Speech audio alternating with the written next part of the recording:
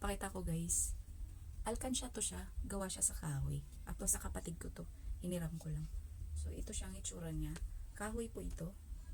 And ito.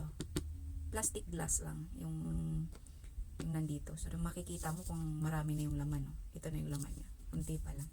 So kagandahan kasi nito guys. Meron siyang nakalagay na indicate na meron na siyang nakalagay na ganito. So, may mga bills na dyan.